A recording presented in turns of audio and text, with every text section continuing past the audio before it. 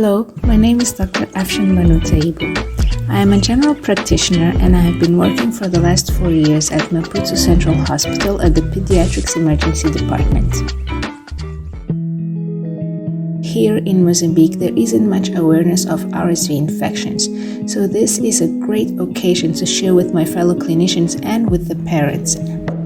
Through the year 2021, we had in total of 34,827 admissions in total. Of this 34,000, 46.7% were due to respiratory tract infections. Unfortunately, we don't have specific statistics for RSV infections because we lack testing materials, but clinically diagnosed 1% of the referred respiratory infections as bronchiolitis. Unfortunately, no. We do have the guidelines and the knowledge of the recent treatments, but unfortunately it isn't available at our hospital, and I believe this must be due to the high treatment costs and availability in Mozambique. It depends on the severity of the case. For mild cases, usually we treat at the hospital with normal saline nebulizers and discharge mostly on the same day. For moderate cases, generally require oxygen therapy and hypertonic saline nebulizer and may get admitted for continuous monitoring and oxygen therapy. For children older than 6 months, in some cases, we associate bronchodilators and corticosteroids. Severe cases, these generally get admitted to our PQ, where they start immediate treatment with bronchodilators, corticosteroid, and other possible conditions such as metabolic acidosis. In Mozambique, we have 4 levels of healthcare. The first one is the basic healthcare center, which provide minimum services. Usually, most of them do not have admission wards, neither nebulizations for this kind of patients. From here, there are general hospitals, which are more developed than the first level, with admission wards and minimum services such as pediatrics, surgical, and maternity wards. Next follows the tertiary hospitals, equipped with the basic to moderate needs for admission and treatments, and quaternary, which is the reference hospital where we work, in this case Maputo Central Hospital, and we receive patients from all of the previous levels whenever there is need for better investigation and treatment. Some might have an easy ongoing experience, as for others not so, due to the lack of transport, for example, the means from getting to one healthcare point to another, and many other factors.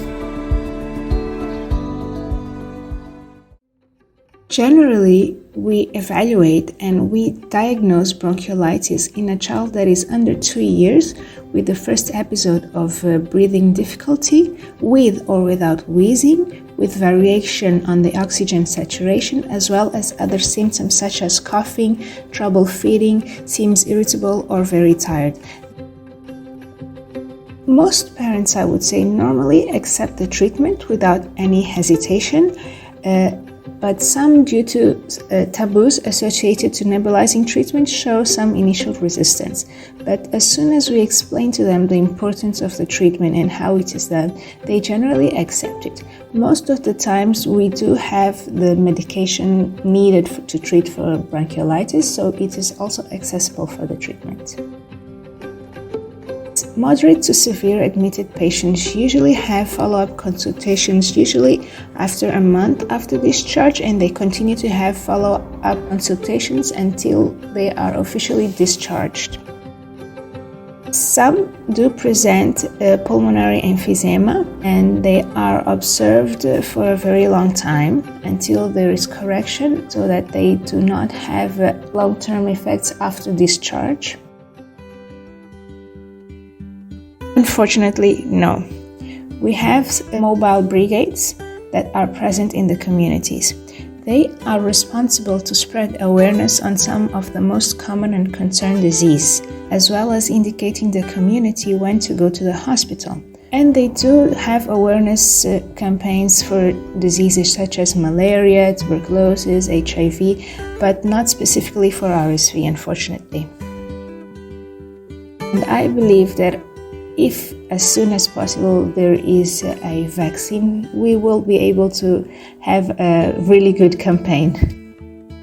With proper explanation and making sure that the parents understand the need and how it would impact on their children's health, I would say that there will be acceptance and willingness. We haven't noticed any resistance in any vaccination campaign, so I think it wouldn't be the kind of thing happening with RSV. After learning that there have been some setbacks on the RSV vaccines and knowing that the effort on developing new ones haven't stopped, hence the actual study, I'm looking so forward for it, acknowledging that it would reduce the global burden due to the disease, not only in children as well as adults. This infection causes some kind of burden not only to the child but to the parents as well, due to the poor social demographic conditions of major of the population and the access to healthcare. Knowing that the vaccine would help reduce this burden, reduce the admission and mortality rate in low-income countries would be a huge accomplishment.